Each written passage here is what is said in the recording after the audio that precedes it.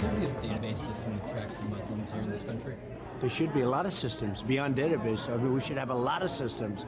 And today you can do it. For Muslims specifically, how do you actually get them registered into a database? It would be just good management. What you have to do is good management procedures. And we can do that. Republican presidential candidate Donald Trump saying he would implement a system to track Muslims in the U.S. Trump's not alone among Republican candidates who oppose President Obama's call to allow Syrian refugees into our country. Yesterday, Dr. Ben Carson drew a comparison between Syrian refugees and rabid dogs, saying the U.S. must balance safety against just being humanitarian. The remarks alarm many Muslims amid reports of vandalized mosque, possible arson, verbal abuse, and even beatings. Let's talk about it with our panel. From Newsmax Washington, we welcome in Nina Shea. Nina is currently the director at the Center for Religious Freedom at the Hudson Institute. She's also a former commissioner on the U.S. Commission on International Religious Freedom. Skyping in from Arizona, we're joined by my personal physician, for purposes of full disclosure, Dr. Zuhdi Jasser. Zuhdi, the founder and president of the American Islamic Forum for Democracy, and he is also the author of A Battle for the Soul of Islam, an American Muslim patriot's fight to save his faith. Thanks to you both for joining us here on Newsmax Prime. Nina, first to you. Are you concerned that the war of words over refugees could suddenly have Muslims cast as targets in the United States? Well, I am concerned that there's a lack of nuance in the whole debate, JD. And, you know, Zuhdi Jasser is a perfect example of someone from Syrian extraction whose parents came to our shores as immigrants and basically as refugees from a very, difficult place. So I am concerned about that. I'm also concerned about the fact that the debate has sort of focused on whether Christians should be the only refugees, when in fact there's only been one Christian family a year allowed in from Syria into the United States over the last 5 years, one a year for each of the last 5 years of civil conflict and violence and terror in Syria. And there's only been in 5 years one Yazidi.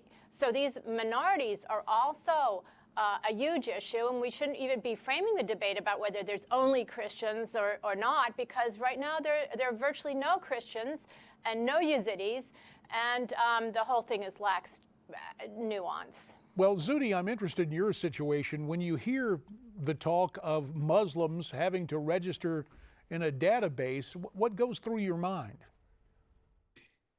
Well, what goes through my mind is that we keep missing the core issue, which is this is not a battle against Muslims. This is a battle against Islamism. So just as in the Cold War, we filtered against communists and those who were members of the immigration paperwork still asked, are you a member of the Communist Party? So when we have a leadership president that refuses to identify Islamism as the problem, we should not be allowing Islamists in. Unfortunately, what happens is then our population, Americans, get fearful. We have no leadership. So they start missing the mark and unable to thread the needle between Islamists and regular Muslims. And sadly, what that does is it prevents the strategy we need. And they start talking about labeling all Muslims and others. We don't track these refugees when they get here. There's a recent report that 3 months later, after refugees got to Louisiana, the services taking care of them had no idea where they went. Listen, I have family in Damascus. If there was mass exodus of Muslims in northern Syria down to Damascus, you don't think they're going to ask them, are you an Islamist? Are you ISIS? They would. And that's inside Syria, Muslim to Muslim. So if we don't do it, that's crazy. So you don't have any problem in terms of making this distinction between Islamism and practicing moderate Muslims. It's just the concern that this gets lost in the debate. Correct, Zuhdi? Exactly. Is that if we don't make that and we continue to say, well, it's either we accept all of them and according to the president, we don't have a faith test. No, we don't have a faith test, but we certainly have a political ideology test against those who don't believe in democracy and freedom. And that's going to include Islamists that embrace a theopolitical ideology. And he needs to convene a task force of reform-minded Muslims that will help them figure that out. It's not too hard, and we need that for our own security's sake. Well, I wish he'd give you a call, but I don't think you ought to hold your breath about that, Zuhdi, unfortunately. Nina, with the time that remains, let's move to action. Yesterday on Capitol Hill, the House passing the SAFE Act bill, which would expand background checks on Iraqi and Syrian refugees. It also puts a pause for now on accepting those Syrian refugees. In your opinion, at this point in time, for the moment, is that a good idea?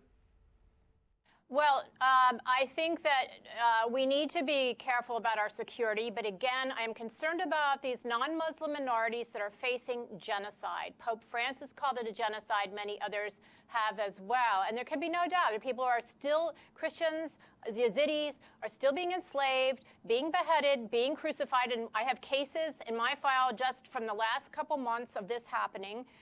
And actually, they're not in the mix at all. They're not going to even be vetted. There's not going to be any background checks on them because the UN does not refer any of these minorities, these non-Muslim minorities, to the United States. It doesn't refer them to anybody because I was told by the State Department that they're not in the system. So again, there's a whole sort of demagoguery on both sides of the aisle here, and we have to have a deeper understanding of who's coming to our shores and who's not coming, who should be coming. Zuhdi, very quickly, the president yesterday compared Syrian refugees to, quote, tourists. Do you agree with him? 15 seconds. They're not tourists. Assad is handing out passports because he wants to depopulate Syria of Sunnis. So these are displaced people who are, many whom seeking freedom, others are wanting to sow chaos. So ultimately, we have to represent what our Statue of Liberty is, but not do it stupidly, but smartly, and filter out Islamists. Zuhdi Jasser in Phoenix, Nina Shea in Washington, you have our thanks. Still to come, the world according to Betsy McCoy. She joins us.